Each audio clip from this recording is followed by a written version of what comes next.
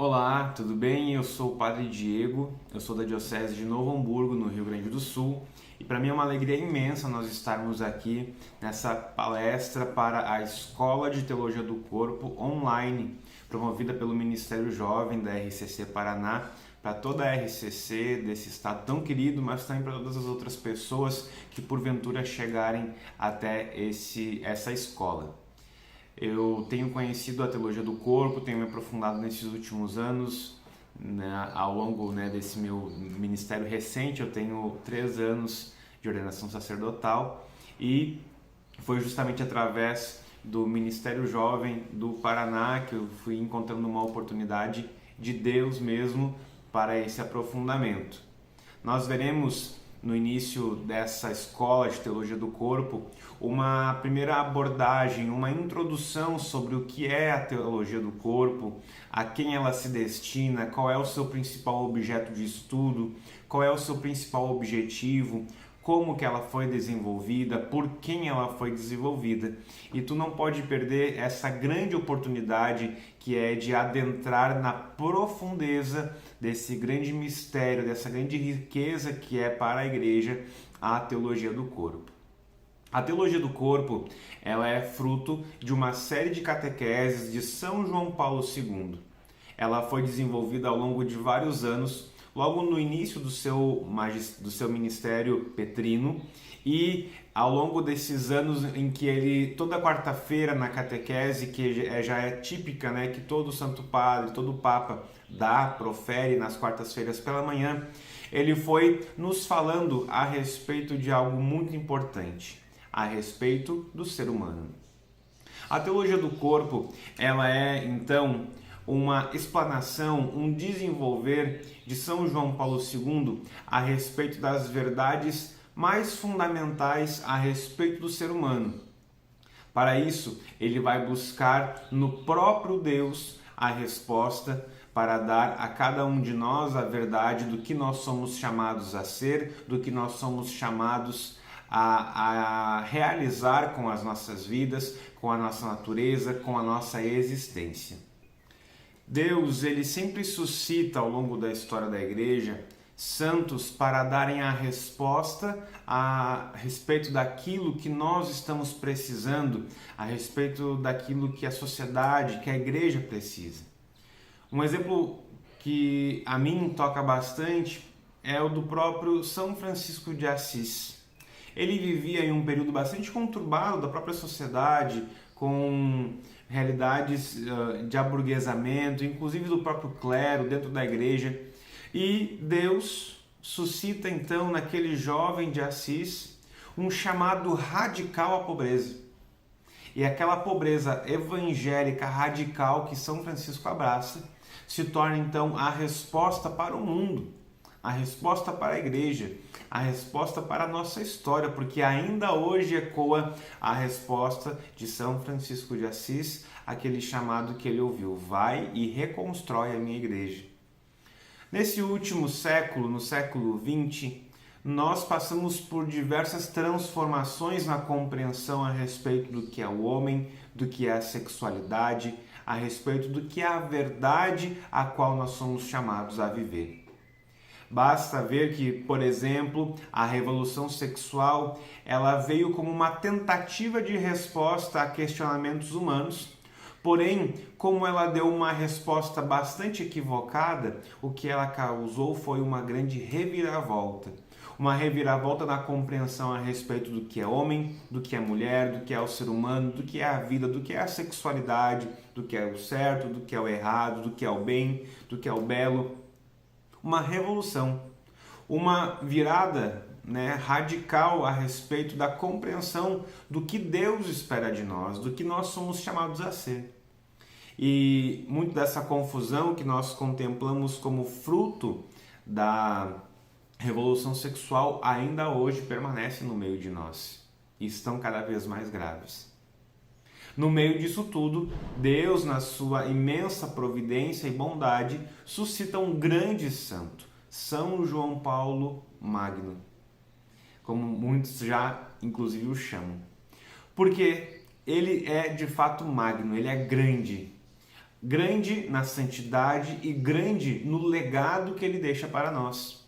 A teologia do corpo, com essa verdade a respeito do homem, da sexualidade, vai nos ajudar a colocar no lugar cada uma das peças a respeito da nossa própria existência, para que a gente vá então adentrando pouco a pouco no mistério que é o ser humano, porque o ser humano é um mistério. Nós partilhamos de Deus, nós recebemos de Deus esse chamado de sermos sinais do mistério. E nós vamos entendendo isso pouco a pouco.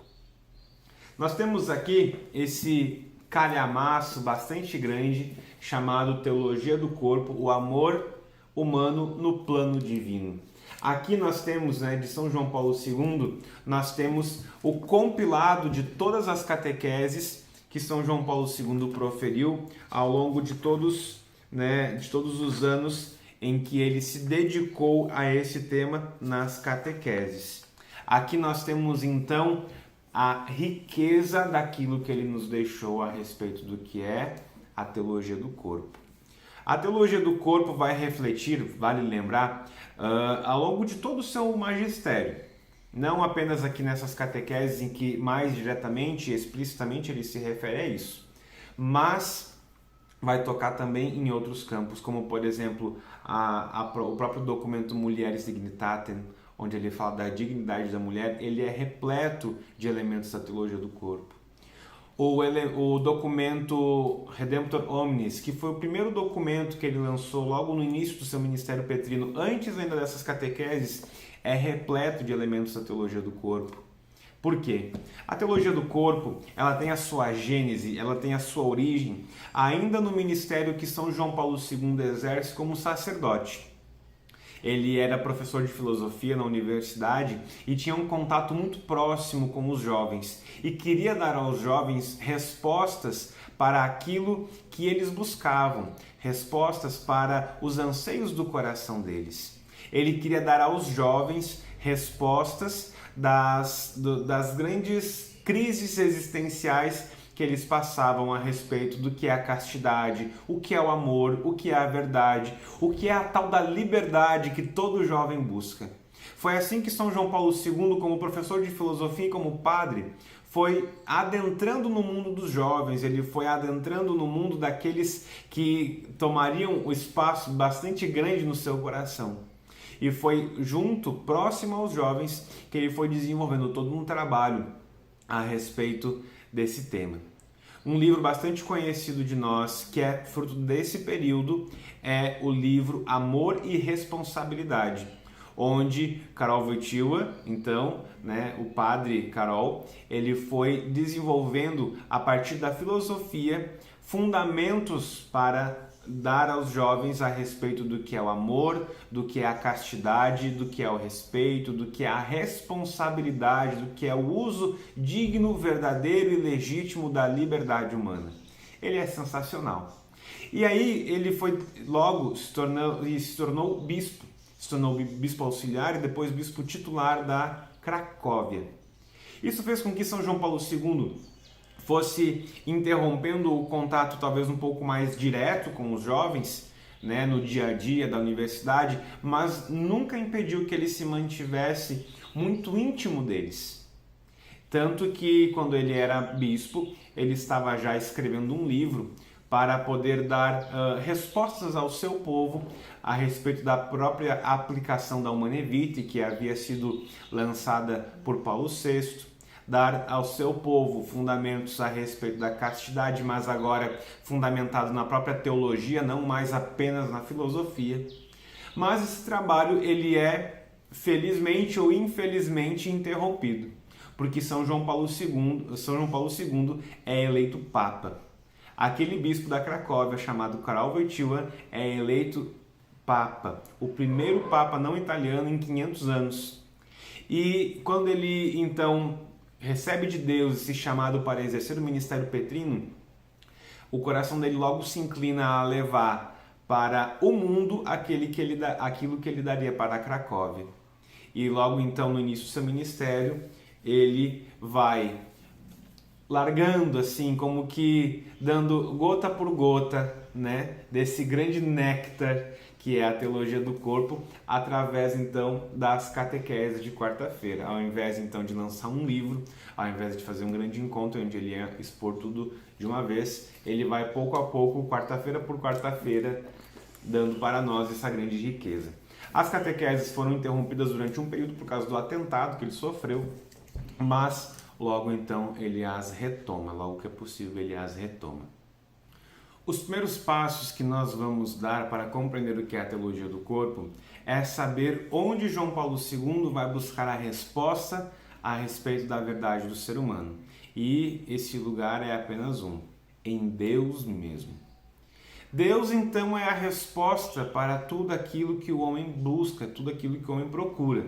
O Vaticano II, no documento Gaudium et Spes, número 22, diz que Cristo revela verdadeiramente o homem ao próprio homem. É Cristo que diz ao homem quem é o homem. É Cristo que diz ao homem quem ele é, o que ele é chamado a ser, a que ele é chamado no futuro a viver. É sempre Cristo que dá para nós a resposta que nós procuramos, independente do tema, independente da dimensão. A respeito de nós, Cristo é sempre a última resposta. Por isso, então, São João Paulo II vai buscar em Cristo a resposta para a sexualidade humana. O corpo não é algo feio, o corpo não é algo sujo, não é algo pecaminoso. Inclusive, isso é uma heresia bastante antiga, logo dos princípios, dos primórdios da igreja, e que foi logo condenada. O cristianismo ele não rejeita o corpo. Porque se nós rejeitássemos o corpo, nós não nos poderíamos dizer cristãos. O grande mistério da fé cristã é compreender que Cristo, o Filho de Deus, o Verbo eterno de Deus, se encarnou, se fez um homem, se fez um ser humano e habitou no meio de nós. O Evangelho de São João começa dizendo: no princípio o Verbo estava em Deus e o Verbo era Deus. E o Verbo se fez carne e habitou entre nós. O Verbo é o próprio Cristo que se fez um homem, Jesus de Nazaré. Quando ele se faz um homem, ele se encarna no seio da Virgem Maria. Ele assume um corpo como nós. Ele assume um corpo como o nosso, com as mesmas características de um homem comum, de um homem normal, exceto no pecado. Isso nos mostra que o cristianismo não pode rejeitar o corpo. Jamais passou pela história da igreja essa ideia, apenas quando era uma heresia que foi logo refutada. Porque se nós rejeitássemos o corpo, nós rejeitaríamos a encarnação do Verbo. E nós fomos salvos justamente por causa da encarnação. Existe um padre da igreja que diz: aquilo que não foi encarnado não foi redimido. Aquilo que não foi assumido não foi redimido. Ora, se Cristo não tivesse assumido a nossa carne, não tivesse se encarnado, nosso corpo, nossa realidade mais humana, mais natural, não teria sido redimida, não teria sido salva por Cristo. Então é óbvio que ele sim, verdadeiramente, como nos contam os evangelhos, assumiu a nossa carne, assumiu a nossa natureza. E é isso a salvação entrando na vida humana. Cristo assumiu um corpo humano, assumiu a natureza humana para salvar a humanidade. Nós então não rejeitamos o corpo, pelo contrário, o corpo é para nós porta de salvação, pois foi através da encarnação que a salvação veio habitar no meio de nós. O cristianismo não rejeita o corpo, pelo contrário. São João Paulo II vai dizer que com a encarnação do Verbo, o corpo entrou pela porta principal da teologia. Não sei se você estava se questionando, mas teologia é aquele estudo a respeito de Deus. Corpo, pelo contrário, é algo a respeito do homem. Como pode ser feito, então, um estudo de Deus do corpo humano? É estranho, não é? É justamente por causa desse detalhe, mas um detalhe bastante importante. Cristo, ele assume a nossa carne e assim, assumindo o nosso corpo, o corpo entra como que, de fato, na realidade divina, na realidade teológica. Por isso nós podemos falar de uma teologia, ou seja, um estudo de Deus do corpo. É nele, então, como nós falávamos, que nós vamos encontrar a resposta para os questionamentos mais profundos que nós precisamos, que nós temos, né, e que nós precisamos responder. Nós vamos usar como base, ao longo dessa escola de teologia do corpo online, esse livro que é fantástico, é fenomenal, chamado Teologia do Corpo para Iniciantes, do Christopher West.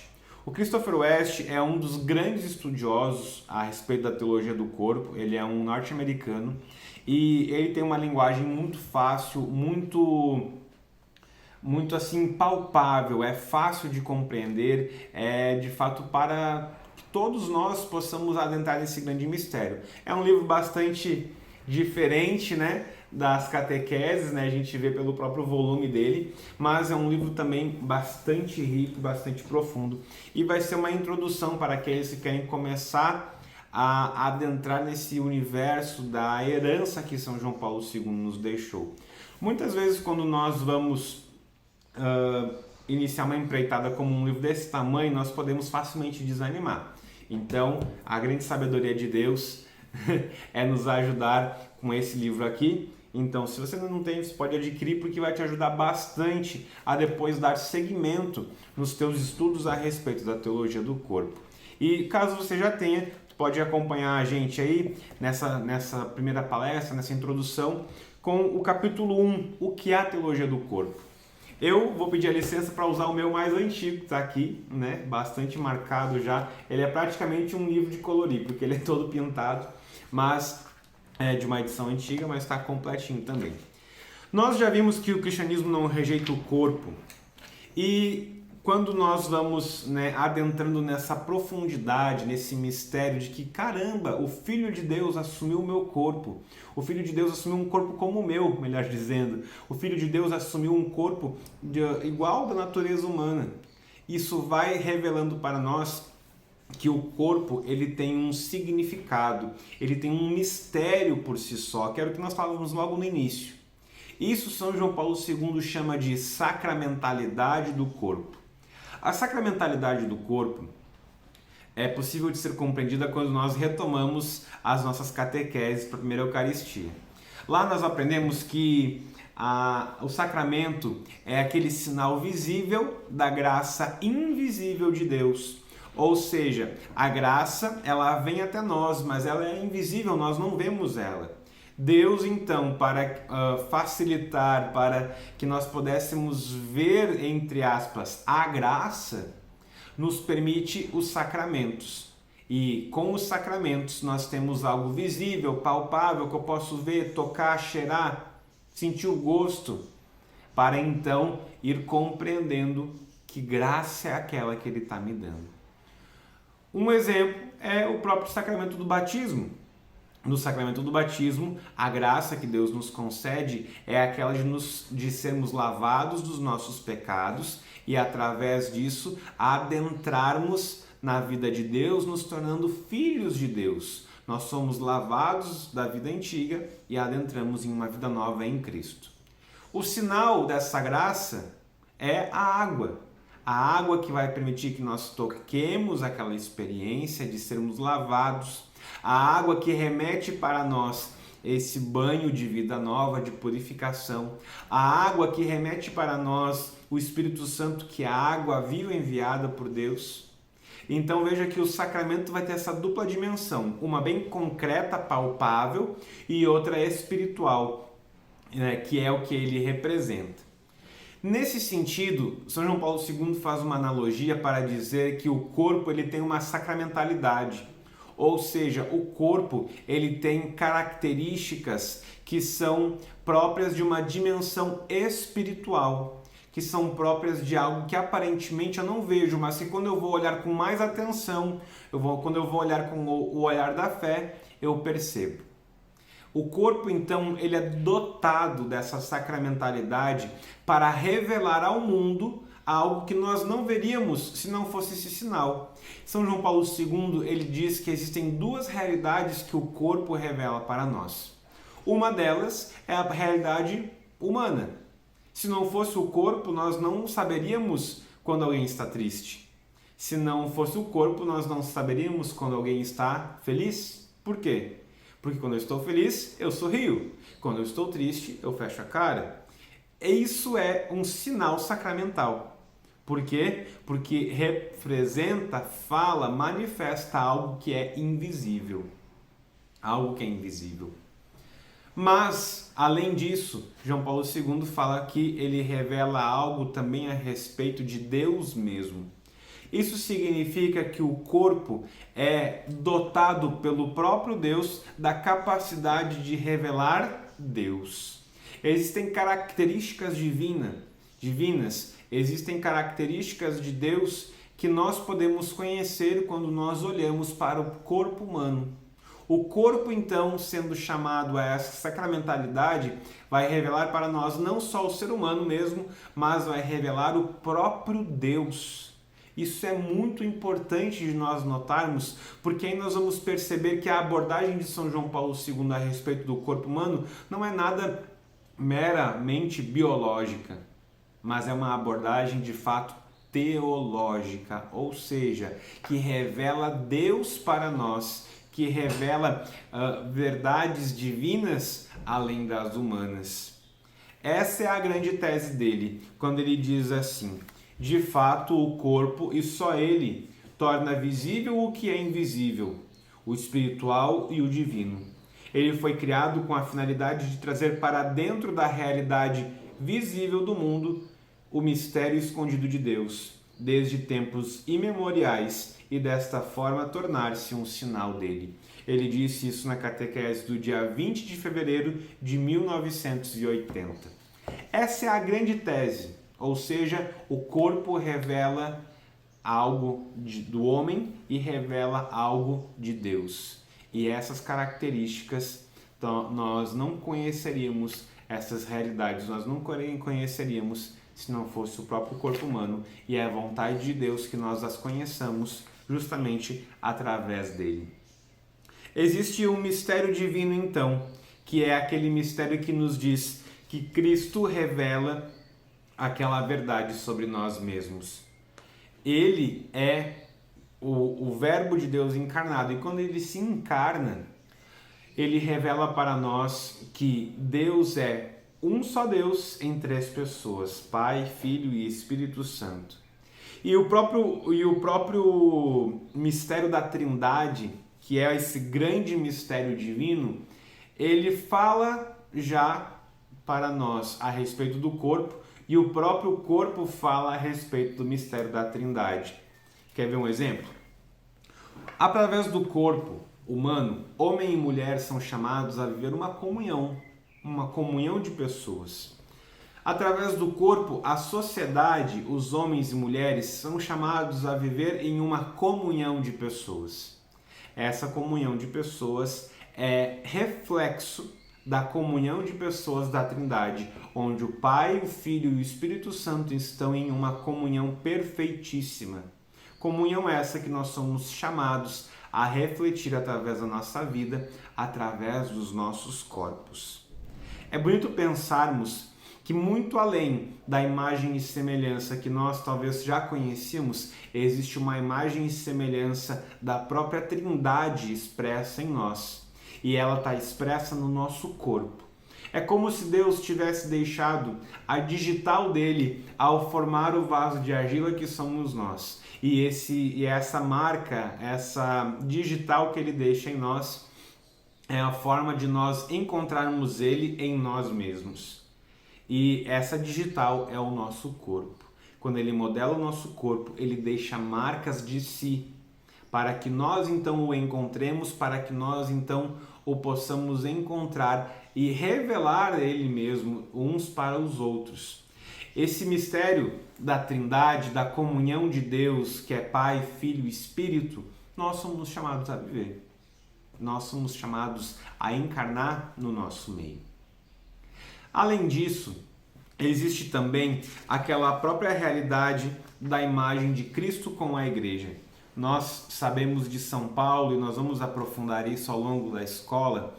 Ele fala, São Paulo, que Cristo, assim como ele amou a Igreja, o homem é chamado a amar a sua esposa, e assim como a esposa ama o seu marido, é também, assim como a Igreja ama o seu Cristo, a esposa é chamada a amar o seu marido.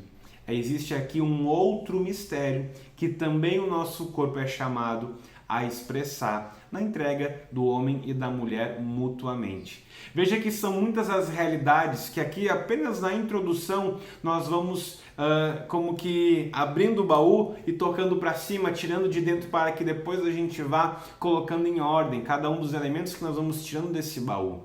Porque são de fato, muitos fatores novos que nós vamos descobrindo a respeito de nós mesmos.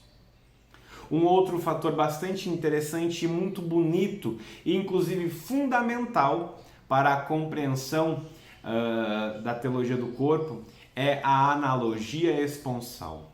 Uma analogia é uma realidade que diz assim: eu moro na cidade de dois irmãos, e dois irmãos está no pé da Serra Gaúcha. Isso é uma analogia, porque quando eu falo pé, eu não estou falando de um pé com 5 dedos, é óbvio, né? Mas estou falando da região mais baixa de um todo. Assim como o pé está na região mais baixa do homem, o pé da serra está na região mais baixa da serra. Isso é uma analogia. São João Paulo II fala que existe uma analogia esponsal quando Deus se revela. Quando ele vai se dando a conhecer, quando ele vai se revelando, e isso nós podemos ver lá na Sagrada Escritura, ele se revela através de uma analogia esponsal. Essa analogia esponsal diz para nós que Deus tem dado para nós o conhecimento acerca dele mesmo através do amor esponsal, do amor de esposo. Vou repetir. A analogia esponsal diz para nós que Deus se revela, que Deus se dá a conhecer, que Deus se mostra para nós através do amor esponsal, do amor de esposo. Na Sagrada Escritura, são diversas as vezes em que o próprio Senhor fala ao seu povo, se manifesta ao seu povo, dando de si mesmo a imagem de um esposo que espera a sua esposa, de um esposo que ama a sua esposa, de um esposo que sofre as infidelidades da sua esposa. Chega a dizer, inclusive, que ama com um amor ciumento, que ama com um amor de entranhas. Isso é uma analogia que o Senhor mesmo usou para falar do seu amor para com cada um de nós. O amor esponsal, ou seja, o amor entre homem e mulher, é aquele amor de união profunda, de intimidade, de união de vontades, união de pessoas. Então, Deus, sabendo que o amor entre esposos é dessa forma, ele usa desse amor para falar do amor que ele tem por cada um de nós. E aí, nós vemos, por exemplo, a beleza do livro do Cântico dos Cânticos, onde vai narrando para nós que o Senhor é como o esposo que precisa ser procurado, que precisa ser encontrado, esse esposo que nos ama, e nós somos a esposa que precisa procurar o esposo, que precisa estar preparada para o momento que o esposo chegar. É isso que é a analogia esponsal, essa experiência de saber que Deus é o esposo da minha alma, que Deus me ama com um amor de esposo, que é um amor total, radical, fecundo, livre. É esse tipo de amor que Deus tem por nós. São João Paulo II ousa ainda dizer que o amor esponsal é o amor menos imperfeito para se referir ao amor de Deus para com cada um de nós, para com a humanidade. Olha, ele poderia falar a esse respeito usando do amor paterno, do amor filial, do amor fraterno, enfim, mas não, ele usa do amor esponsal. Ele diz que é o amor esponsal que é o amor menos imperfeito, menos indigno de expressar o amor de Deus. Isso é bastante profundo. Isso precisa tocar o nosso coração para que a gente saiba, Deus me ama. E Ele me ama com um amor profundo, um amor muito radical, um amor ciumento. Deus sofre de amor por nós. Deus sofre de amor pelos seus. Deus ama com um coração. Aí nós temos a própria devoção ao Sagrado Coração de Jesus. Deus tem um coração e esse coração arde de amor por nós. Olha, o nosso corpo, ele então vai ter expresso em si esse amor esponsal. Ele tem aquilo que São João Paulo II chama de significado esponsal. Por quê? Deus, ele nos ama, certo? Deus nos ama. Primeira coisa importante. Deus nos ama, mas ele nos ama com um amor bem específico. E o amor com o qual Deus nos ama é com o amor esponsal. Nós falávamos antes que Deus deixou como que as marcas da sua digital em nós para que nós pudéssemos reconhecê-lo, para que nós fôssemos verdadeiramente imagem e semelhança dele. Logo, o amor que ele marca no nosso corpo, o amor que ele deixa expresso no nosso corpo, não poderia ser outro que não o amor esponsal. Nós então temos um significado esponsal impresso no nosso corpo. O nosso corpo expressa amor esponsal. O nosso corpo exala amor esponsal.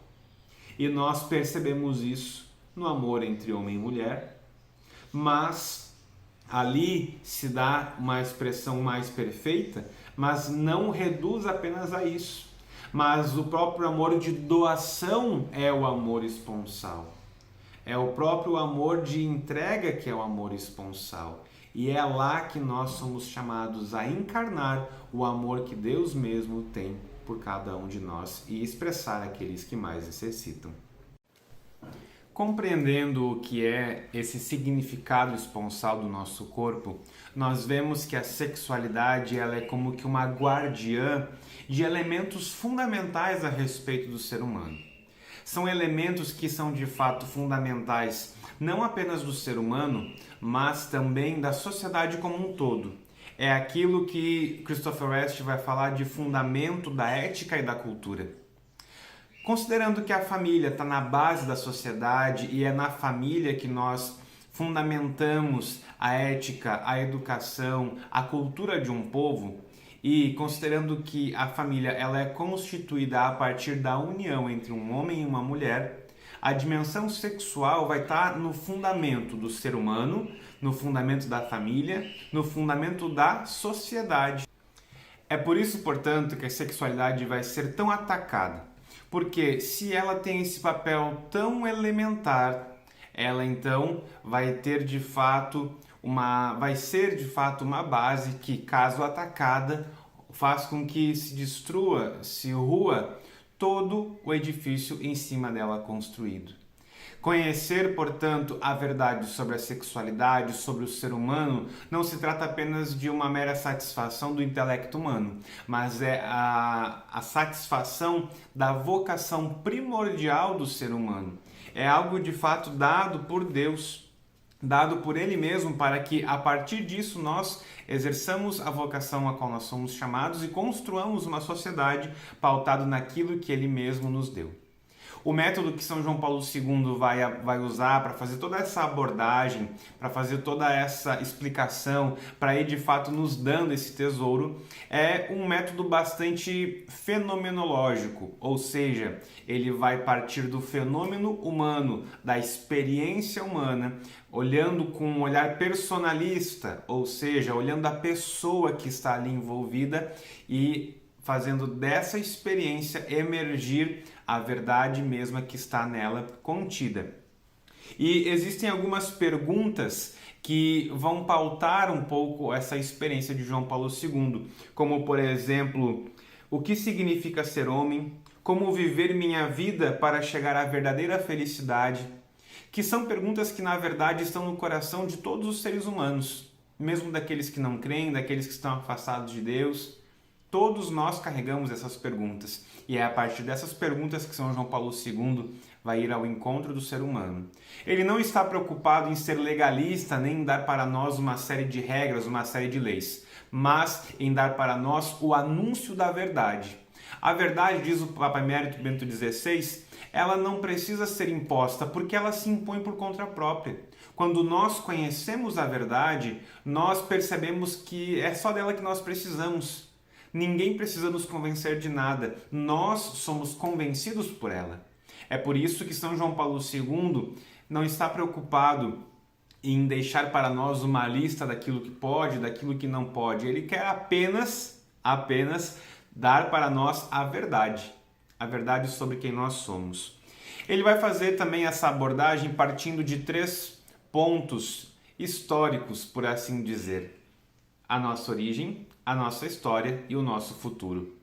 A partir desses 3 passos, ele vai percorrendo então todo um sistema de antropologia, ou seja, vai estruturar para nós o conceito de ser humano a partir da tradição da igreja, a partir do magistério e a partir desse novo desvelar através da teologia do corpo.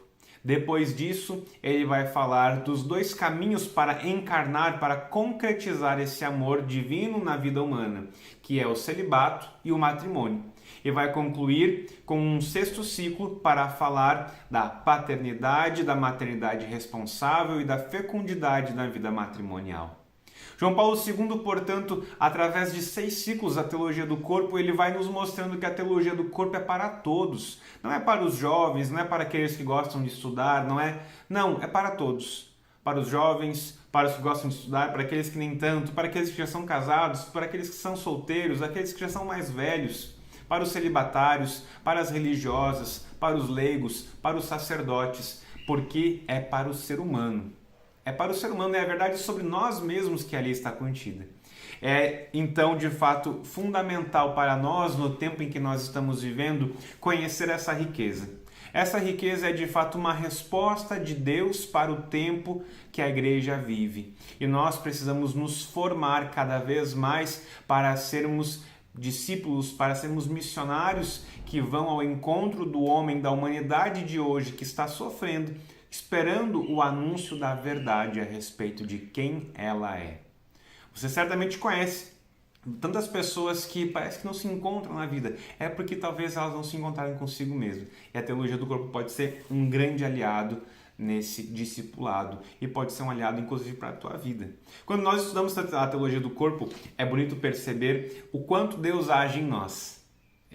O quanto ele usa da providência dele para, através da teologia do corpo, nos alcançar, em primeiro lugar, a nós mesmos. Porque é, de fato, uma experiência com a verdade sobre quem é o homem, quem é a mulher, qual é a vontade de Deus para nós. Eu espero que essa introdução tenha te valido muito e que seja perseverante aí na nossa escola de teologia do corpo, que faça um grande proveito e te apaixone cada vez mais por esse grande santo que é amigo dos jovens, amigo das famílias, amigo da humanidade e descubra cada vez mais o encanto desse grande presente que ele nos deixou, chamado Teologia do Corpo. Deus te abençoe e que, por intercessão de São João Paulo II, a verdade sobre ti mesma, que está contida em Cristo, cada vez mais te seja revelada. Amém.